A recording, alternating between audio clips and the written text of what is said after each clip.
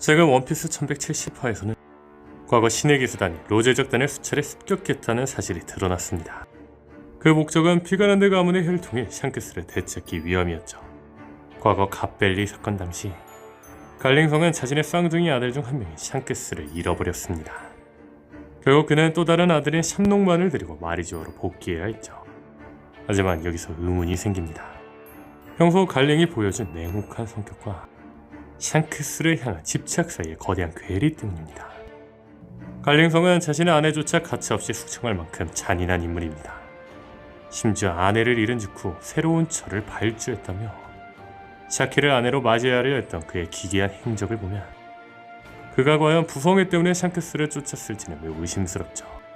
더욱 놀라운 점은 15년 전 샹크스가 마리주아를 방문했을 때의 반응입니다.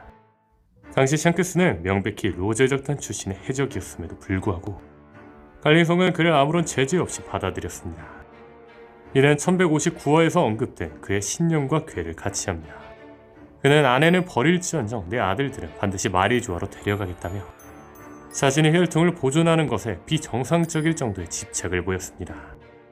결국 갈링성에게 샹크스는 사랑하는 아들이기 이전에 피가랜드 가문의 순수한 혈통을 증명하는 결정체였을 가능성이 높습니다.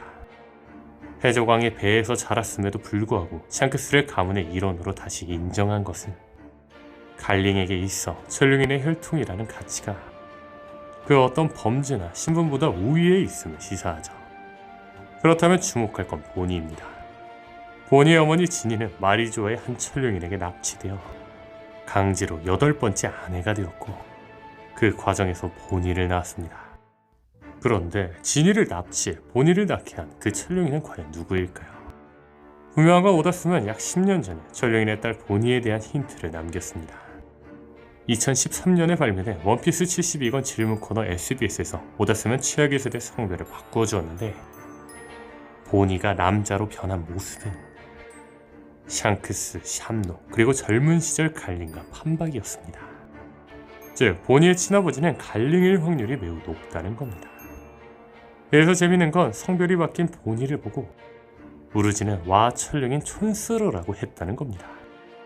당시에는 우르지의 단순한 농담처럼 지나갔지만 지금 보니의 정체가 드러난 시점에서 보면 오다스는 이미 10년 전부터 보니의 친부가 천룡인이라는 사실을 확정지어 놓았다는 증거가 되겠죠. 하지만 갈링의 친부라면 왜 지니와 보니를 병들에게 방치했을까요? 그 답은 갈링의 비정한 가치관에 있습니다. 갈링에게 혈통이란 사랑이 아니라 규격입니다. 불치병인 청옥린에 걸린 지니와 보니는 당시 갈링의 기준에서 탈락한 불량품이었기에 죽음이라는 쓰레기통에 던져진 것이죠. 하지만 그 불량품이 살아남아 신의 권능을 휘두르기 시작한 지금 갈링은 다시금 그 소유권을 주장하는 보니의 제의를 옥죄어 올 것입니다. 궁화가 목숨 걸고 지키는 보니의 자유가 이제는 친부라는 이름의 거대한 괴물 갈링에 의해 다시 위협받게 될 운명에 처한 것이라는 거죠.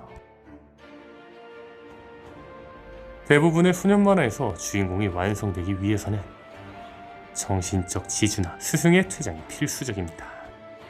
주인공은 감당할 수 없는 슬픔과 분노를 겪을 때 비로소 진정한 각성을 이루죠. 에이스의 죽음이 루피에게 2년의 수련 계기가 되었다면 루피의 스승 샹크스의 죽음은 루피를 진정한 해적왕의 자질로 이끄는 마지막 문턱이 될 수 있습니다.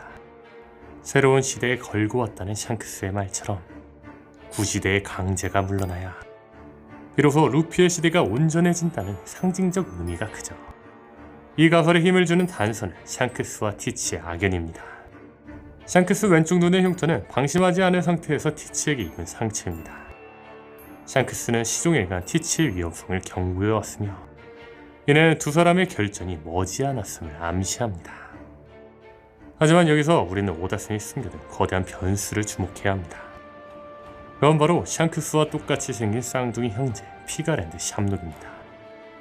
왜 지금 이 시점에 샴록이 등장했을까요? 이 질문에 대해 답하기 위해 생각해볼 건 샴록의 상징성입니다. 샴록의 이름은 세입클로버를 뜻합니다. 또한 샴록은 성경이나 신화에서 삼위일체 혹은 불안정한 행운을 뜻하기도 하죠. 분명한 건 샴록의 이름은 3을 의미합니다. 그런데 여기서 재미있는 건 티치도 3을 상징합니다. 검은 수염에 적기에 해골 3개, 총 3자루, 수염 3갈래, 그리고 3개의 열매를 먹을 것이라는 가설까지. 심지어 티치는 3개의 머리를 한 케루베로스처럼 체리파이를 좋아하며 태양을 싫어하는 등 케루베로스와 연결되고 있죠. 그렇다면 여기서 재밌는 건 샵록의 검 이름은 케루베로스라는 겁니다. 즉 샵록의 존재는 티치와 정면으로 충돌하기 위해 설계된 캐릭터라는 해석이 가능해집니다. 그런데 갓벨리 사건에서 록스리 지백을 실제로 죽인 자는 샵록과 샹크스의 아버지 갈링입니다. 그렇다면 지백의 검을 뜻하는 샤벨 오브 지베코를 타며 지백의 의지를 잇는 티치에게 갈링의 아들은 사냥해야 할 최우선 타겟입니다. 앞서 말한 것처럼 샹크스는 죽음의 복선이 있습니다. 하지만 샵록이라는 인물이 그 역할을 대신한다면 이야기는 완전히 달라집니다. 샵록의 죽음, 피가랜드 가문의 비극을 보여주는 동시에 티치의 잔혹함과 강함을 증명하는 장치가 되겠죠. 이는 샹크스를 죽이지 않고도 그의 준하는 충격을 독자에게 줄 수 있는 유일한 방법이 될 겁니다. 또한 루피가 샵록의 죽음을 샹크스의 죽음으로 오해하고 복주하거나 각성하는 전개도 가능하겠죠. 이 가설대로라면 샵록이라는 이름은 샹크스에게 3번의 행운 혹은 대진한 목숨을 선사하는 수호자로서의 운명을 뜻할지도 모르죠. 1167화에서는 15년 전 마리조아에 잠입한 샹크스와 샹크스의 형 샵록이 대화하는 장면이 나왔습니다. 그런데 평소 가슴팍을 열고 다니는 자유로운 해적의 상징인 샹크스가 가슴팍을 닫고 격식을 차린 단정한 복장을 입었는데 아마 이는 철저한 위장을 의미할 겁니다. 분명한 건 그는 하랄드에게 평소와 다른 단호하고 권위적인 언사를 내뱉으며 천룡인의 세계에 녹아들기 위해 자신의 본 모습을 지우고 피가랜드 가문의 후계자를 완벽히 연기하였죠. 그런데 반대로 성지 마리조아의 중심에서 자란 샵록이 오히려 가슴팍을 열고 가볍고 편안한 복장을 하고 있다는 점은 역설적입니다. 그는 꾸밀 필요가 없는 위치에 있기에 오히려 가장 해적다운 내면을 복장으로 드러내고 있는 셈이죠. 분명한 건 샵록은 피거랜드 갈링성의 아들이자 천룡인으로서 가문이 쌓아온 추악한 업보를 누구보다 잘 알고 있을 것입니다.